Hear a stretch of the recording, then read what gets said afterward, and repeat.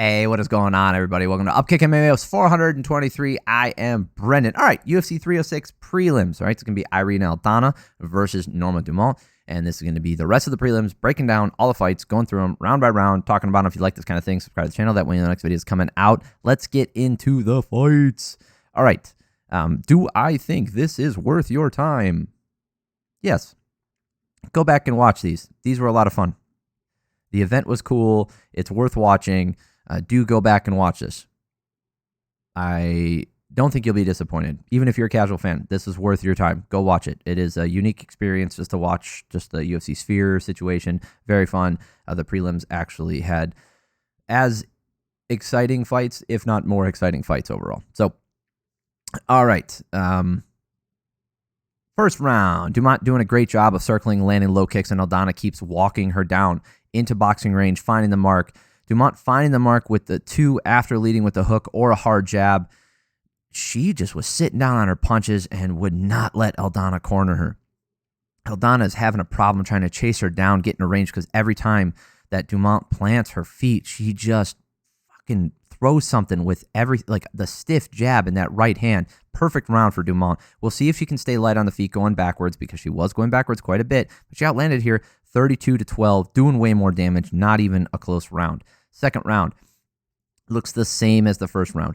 Anytime Aldana finds the mark with that left hook, or she keeps going to, which she keeps going to, Dumont fires right back and stays out in front in terms of volume.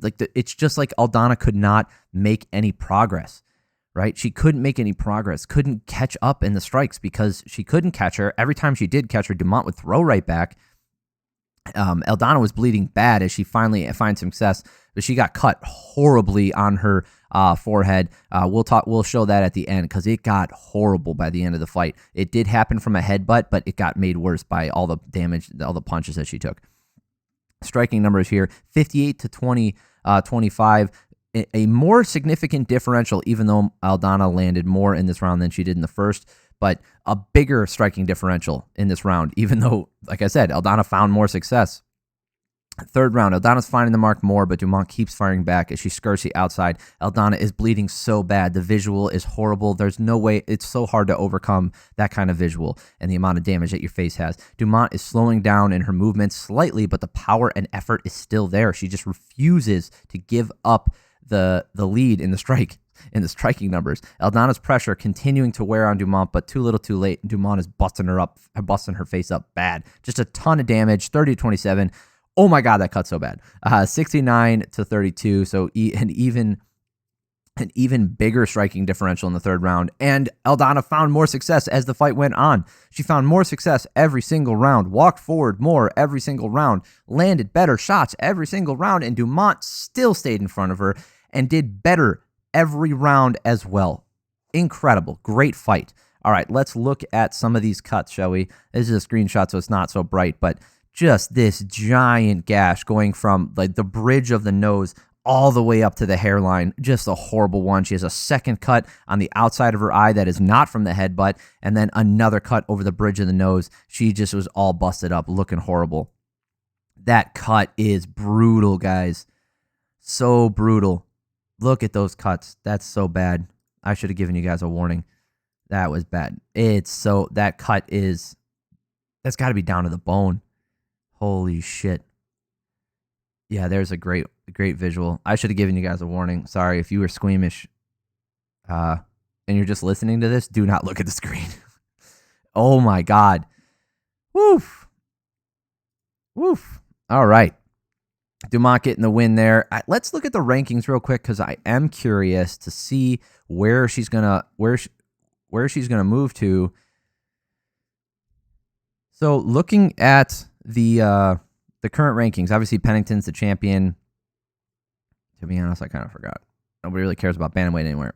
Juliana Pena, maybe she's getting a title shot. Ketlen Vieira, Kayla Harrison. That's the one they're gonna push. I forgot about that. They'll probably push her for a title shot. Kason, no. Irene Aldana just lost, so Dumont probably goes to number 5. They probably trade spots, something like that. Holly Holm is still in the top 10. Holy shit. Oof. And then Miesha Tate's still in the top 15. Anyway, Dumont probably needs another win for a title shot.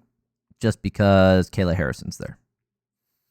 All right, despite how exciting that was, Kayla Harrison is a bigger draw. Scorecards, nobody gave any 10-8s, just 10-7s all across the board. All right. Moving on. What the heck? Ignacio Bahamondes taking on Manuel Torres. This was fast. Like everything, like Torres just throws so much into his strikes. Holy crap. Good grief. Torres swinging hard with the low kick, the huge right hand, misses with it though, but just good grief, swinging for the fences. Torres landing the left hand and pressuring in, and he's throwing everything into these strikes. Bahamondes is landing as he backs up, even finding the mark with a high kick on his back foot. That's crazy. Big right hand puts Torres down, gets his wits about him with 90 seconds left, gets back up and right back in his face, doing the exact same thing. Torres right back at it, throwing fucking insanity, and then another right hand from Bahamondes puts him down, puts him out, and it's all over. Great fight from Bahamondes. Excellent fight, fun to watch, quick, to the point, fantastic. All right. Yazmin Jauregui versus Ketlen Souza. Not a ton to break down, a little bit here. So Jauregui, I don't know. She has these moments where she looks excellent, but then stuff like this. Okay, so Souza goes low kicks, and Jauregui going combination, starting with the jab, mixing things up. She was out in front in the striking numbers. I mean, throughout the first round, as long as it lasted, she was out in front, 35-21. Jauregui kicks her low. We get a pause for that, kicks her right in the junk, and then Souza comes out swinging big hooks as Jauregui stays with the high shell, right? Tight strikes, and then Souza hits her low, and then we get another, so they both have one, nice and even. So if we had a point deduction system where we actually took points away from fighters for committing fouls and breaking the rules, it would be a 9-9 round right now. Or sorry, it would be 9-9 essentially, and then it's a 9-point must, right? So the winner of this round would get 9, and the other one would get 8. Easy peasy. Doesn't change too much. That's how it should work. And then Souza lands a huge left hand, drops her, dives immediately on the rear naked choke, and then puts her to sleep. Jauregui starts throwing punches at the air, and she is out. Great finish from Souza. This is another fight that I thought was going to go the other way because of the crowd. All right, Edgar Chairez taking on Joshua Van. This fight was fun. Classic Joshua Van fight. Very slow to start, very plotting, very methodic, and Chairez, high volume, getting way out in front. So Chairez is digging to the legs and the body with his kicks. Van usually starts slow, so let's see how it goes. Right. Van is countering with the jab and coming over the top of those kicks with that right hand, finding the mark. Van's lack of activity is letting Chairez get way out in front, even if he's landing the heavier shots, which I believe he did. Chairez drops him with the right hand and then back up with the low kicks. Chairez did more damage and a ton of volume in this round. Outstruck him 40-23. Joshua Van, outside of that one, the big shot that dropped Van, I feel like he was landing the harder shots, but Chairez just kept so much out there. Second round, Chairez sticking that jab out there more, but Van's pressuring through it and landing inside to the body, going up top, going low with the kick. Van goes left hook. Van go. Nice. He goes left hook to the body, and then over the top, hurting Chairez bad. Then going to the body, and Chairez is all wrestling. He's a wrestler all of a sudden. We wrestling now, huh? Chairez holding the fence. This was bullshit. Nobody talked about it because of what happened next, but he holds the fence as to stop himself from being wobbly and possibly losing his balance and falling over. Holds the fence, lets go of it, swings a spinning back fist or a back elbow, and hits Van, and then rocks Van. That's still illegal. You can't grab the fence. You can't grab the fucking fence. That strike should not have happened. Not based off of what we saw. So that's total bullshit, but whatever. Chairez lands a good right hand, then dives guillotine. There was nothing on that. Van hurt him more often in this round and did more damage overall, even though he did get rocked by that elbow. 71-28 for striking numbers in favor of Van. Was not even close as far as the numbers go. I have it 19-19. Last round, Chairez trips and falls. He tries a kick, trips and falls, and then Van remains on top after a couple of reversals. This is a really dull way to end the fight, but I believe he did get this. I thought, they would find some way to give it to Chairez, but they didn't. So I had it 29-28, and looking at the scorecards, pretty sure everybody had it the same way. Yeah, they all got it right. Good. Could have been a very bad. All right, let's talk about the Wonder Boy here. No, he does not deserve that nickname. Wonder Kid. No. Kid Dynamite? Orochi Long taking on Raul Rosas Jr.